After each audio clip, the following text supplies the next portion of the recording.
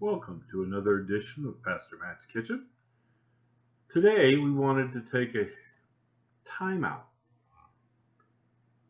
We had been neglecting our children's moments at our outdoor gatherings at church uh, for various reasons. But we thought we would take a little time, and Lily and Jace thought it was a good idea if we shared their bedtime story with all of you. So enjoy. Okay, say hi. Hi. And as we have Jace and Miss Lily here, we are going to read a story, The King of Little Things.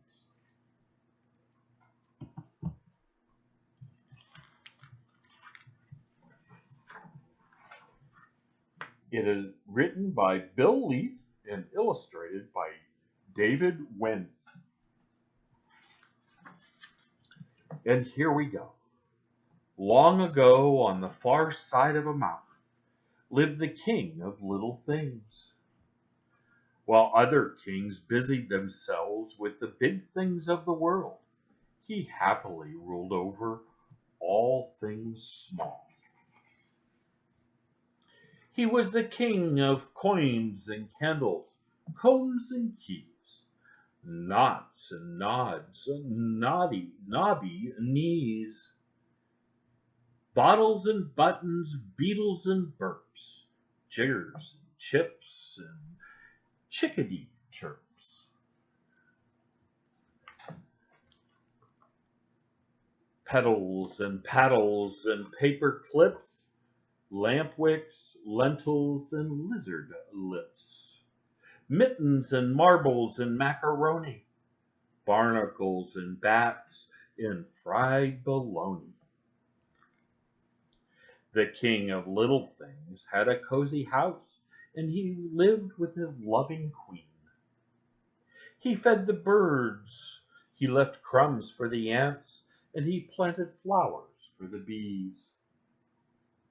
He had everything he needed and didn't want for more.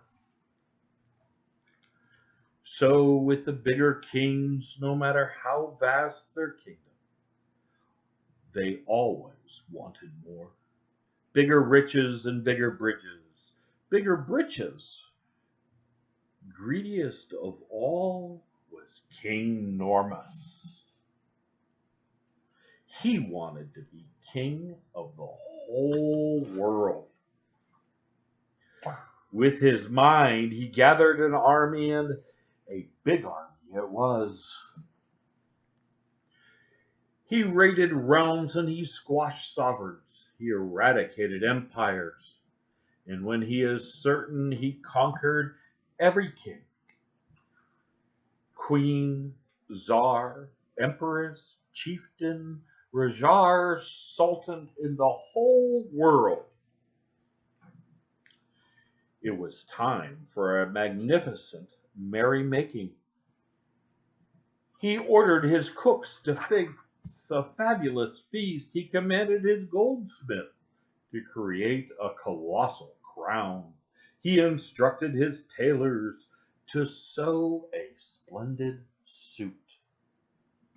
At last, proclaimed King Normus, he lifted the glittering crown from its velvet cushion. I am the king of all things, he said. His steward raised a trembling hand. I beg your pardon, your highness.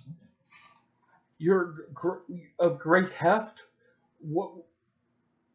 What is it? Snapped the king. My large liege, whimpered the steward. I believe you have missed his minuscule majesty, the king of little things.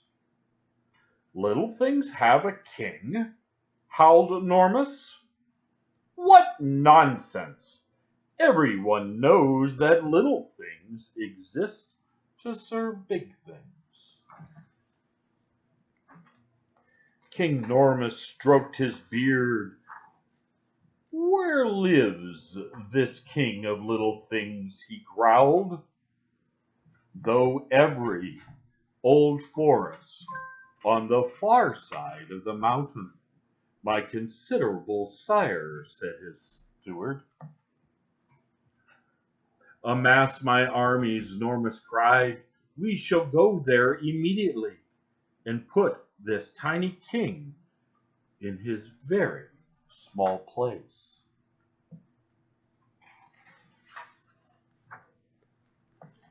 After marching for days, King Normus and his armies last neared the land of the King of Little Things.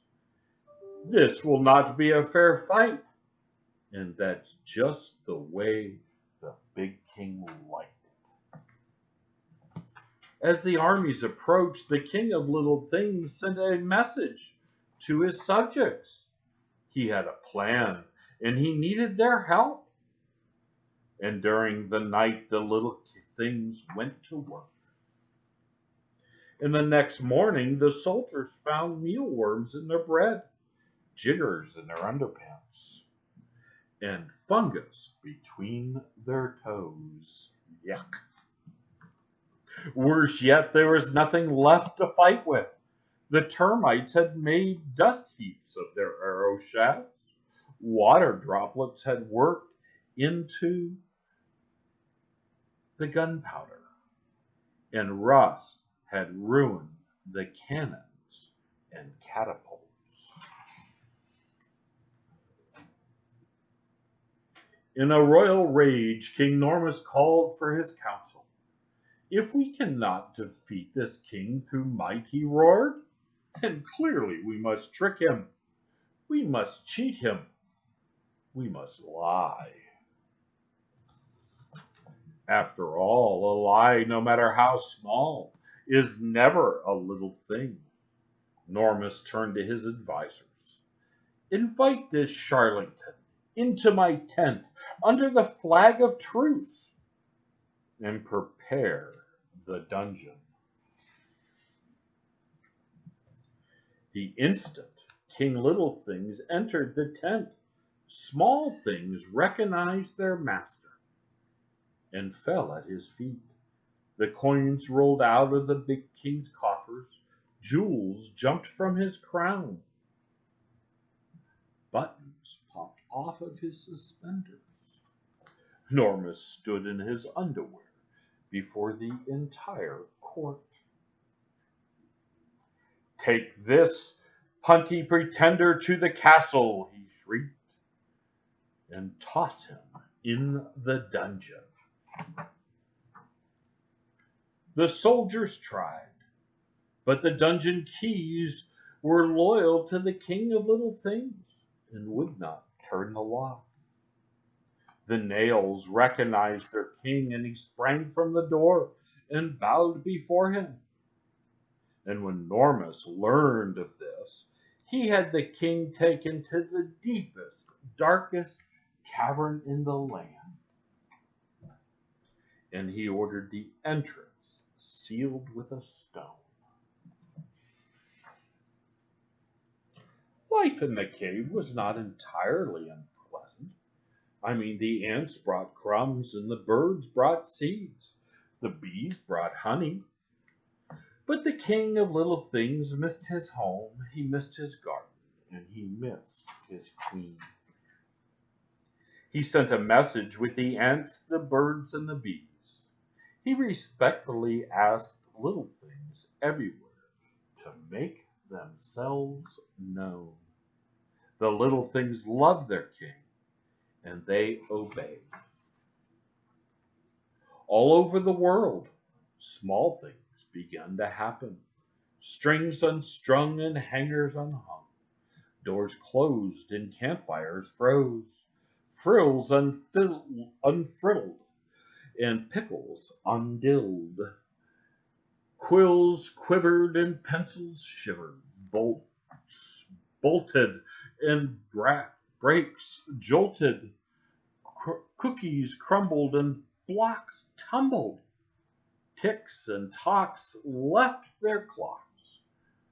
boats listed and words twisted, lights unlit and scabers unknitted, and every little thing refused to work. And the people stormed Normus's castle and demanded he release that prisoner. Abandoned by his army, the once mighty king had little choice. So the king of little things returned home. The little things went back to work. And King Normus? Well, he spent the rest of his days looking for his keys, his spectacle, his pocket watch and socks, his wallet, his hairnet, and he never thought about little things the same way again. So what do you think about that story? Good. You like that story? I like that story. Yeah. What do you think it tells you? It tells you that you need to be happy for the things that you already have. Partially. And if you try to take everything, even the little things will fight against you. Yeah. So who do you think the biggest king is?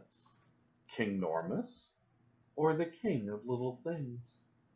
The king of little things. And who do you think the king of little things is? I don't know. You don't know? If the king of everything, because everything has little things, from your hair clips to your toenails, who made you? God. Do you think God's the king of little things? And big things. Well, because if all the little things do what God asks, the big things just work. Mm-hmm. So sometimes we got to focus on the little things and get them right so the big things work. Mm-hmm. Okay, say good night. Good night. Good night.